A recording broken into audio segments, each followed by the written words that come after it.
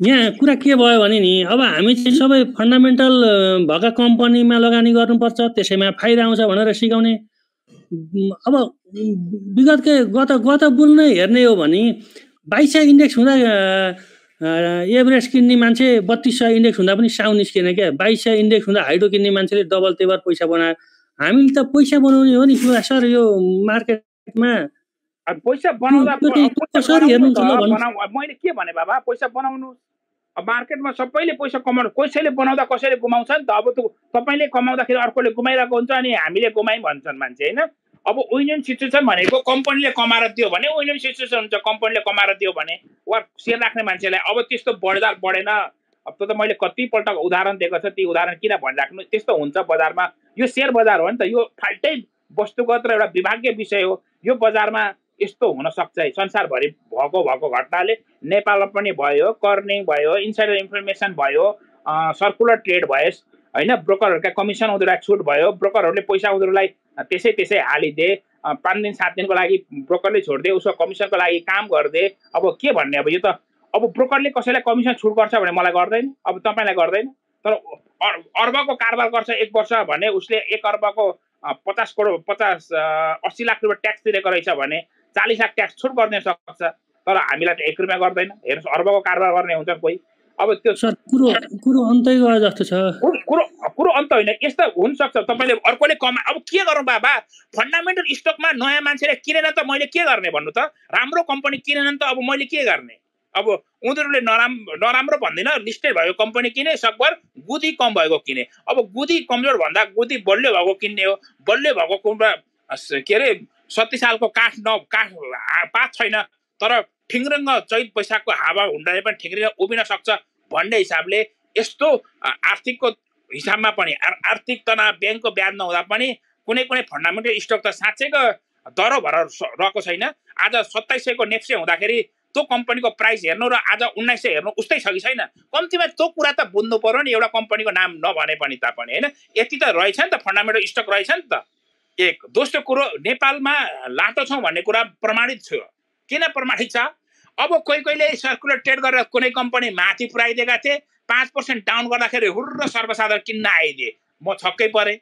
त्यस्तो उनीहरूले कारोबार गरेको 5% नभएर कम्तीमा 60-70% डाउन भएपछि मात्रै हामी बायर हुनु पर्थ्यो। तर नेपालमा बायर छिटो हुन्छन्। अब एउटा कम्पनीको नाम भन्दाखेरि यहाँ अप्ठ्यारो हुन्छ।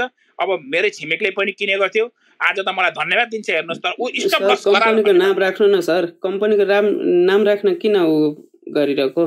तपाईहरुले हिजो भनेको नाम नभन्नु कम्पनीको भनेर। नाम भन्नुपर्छ सर, ओपन कुरा गर्ने हो। किनभने सर्कुलर ट्रेडिङ हुन्छ, ग्रुप ट्रेडिङ हुन्छ।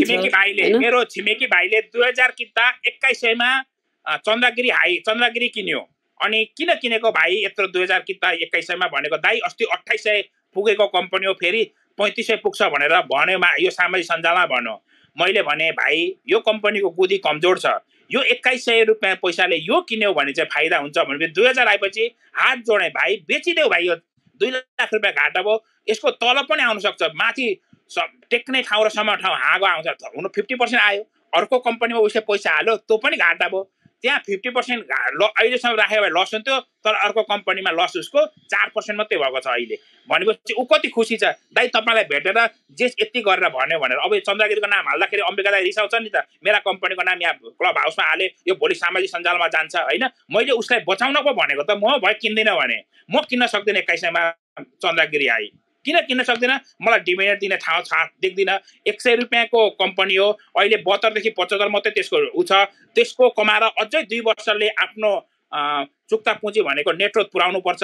4-5 वर्षदेखि कमिन सक्छ। किता चाहिँ थोर छन्, बजारमा चाहिँ चलखेल गर्न चाहिँ सकिन्छ। चलखेल गर्ने मेरो उद्देश्य होइन। कतिखेर बढ्छ भनेर अर्कासँग हातमा रान्न, मलाई मेरो कम्पनीप्रति विश्वास हुनु पर्यो। मैले किनेको सेयर किनेपछि म निदाउन सक्नु पर्यो। म चाहिँ यो 2021 मा चन्द्रगिरी किनेर निदाउन सक्दिनँ। कतिखेर डाउन हुन्छ म भन्न सक्दिनँ। यो अप पनि हुन सक्छ, डाउन पनि हुन सक्छ। म चाहिँ किन्न सक्दिनँ। मेरा भाइ, तपाईको खुसी, तपाईको सम्पत्ति, म भाइ चाहिँ किन्दिनँ।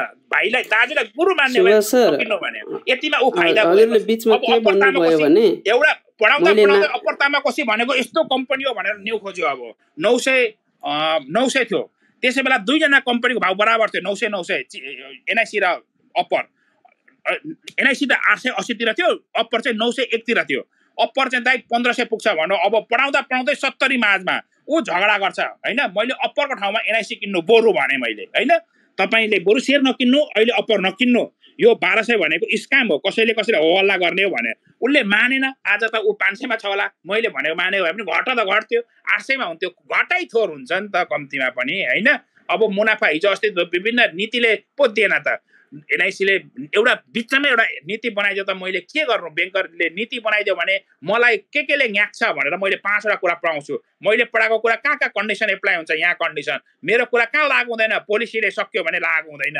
सरकारले पोलिसी राख्यो, भोलिपल्ट माओवादीको प्रचण्डलाई आज प्रधानमन्त्रीलाई उ गर्यो, माओवादीले आन्दोलन गर्यो, नेप्से सधैँको लागि बन्द भनेर उहिले 1960 मा चाइनामा माओवादीको कान्तिले शेयर बजार डाउन भएको छ, डाउन होइन शेयर बजारै कोल्याप्स भएको छ। 1891 मा खुलेको बजार 1960 मा मार्केट सकिएर पछि 1990 मा मात्रै चाइना बजार खुलेको छ, 40 वर्षपछि मात्रै बजार खुलेको छ। त्यस्तो भयो भने मैले नेका भनेर भन्छ त चिलेमे, एउटा आन्दोलनले नेपालको नेप्से नै बन्द गरिदियो, अर्थात् देशको क्रान्ति नै भयो। यो क्रान्तिमा शेयर बजार भन्ने हुँदैन, चाइनामा शेयर बजार थिएन, भएको बजार घट्यो, 70 वर्षमा उसको शेयर बजार उठ्यो, 1891 को बजार कम्तीमा त हिस्ट्री हेर्नु पर्यो नि त। त्यस्तो भयो भने मेरो भनाइ लाग्छ त आन्दोलनकारी भयो भने मिल्दैन नि त। यी त कुरा मैले पढाएको कुरा सबै कुरा कन्डिसन एप्लाई, यो कुरामा यस्तो भयो भने मेरो कुरा लाग्दैन, बात लाग्दैन हैन।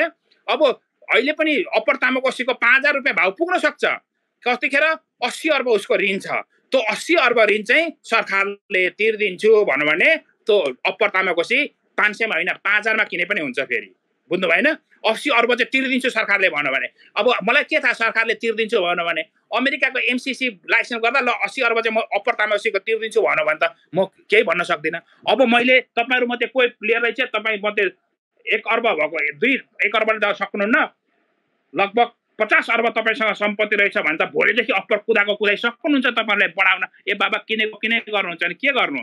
एउटी राम्री युवतीलाई मन पराउँथ्यो एउटा केटाले, उहिले आँट गर्थे, आँट उसको आँट $1,00,000 $2,00,000 मा किनिदिन्थ्यो नि। अब कसैले किन्न सक्दैन थियो, उसले मन पराएर किन्दै गर्थ्यो $5,00,000 मा, तर त्यसको रिटर्न त छैन नि त। म त रिटर्न बेसमा हेर्ने मान्छे हो नि त बाबा। म त्यस्तो कम्पनी हेर्दा बैंक बन्छ भनेर नेपाल शेयर मार्केट जस्तो कम्पनीमा 63 सालमा फसेको 10 लाख अहिलेसम्म म सर्टिफिकेट मात्रै बोकेर बसेको छु है, मसँग डुबेको छु है। यो हावा हुण्डरीमा जान हुँदैन रहेछ, एउटै कम्पनी लाग हुनु हुँदैन रहेछ।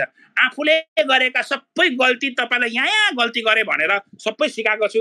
अब त पैसा कमाइसके, अब त गल्ती नभन्दा पनि हुन्थ्यो नि। तपाईलाई मैले पनि गल्ती गरेर पो पाठ सिके, तपाईलाई सिकाउनु भनेको। तपाईहरुको आएर यो सिप्रोको दरबारमा चाहिँ बोल्न नपाइने भन्नु भने तपाईको दरबारमा आइराख्नु छ त, म त्यहाँको राजकुमारहरुमा आइरहनु। ल हस्, धन्यवाद।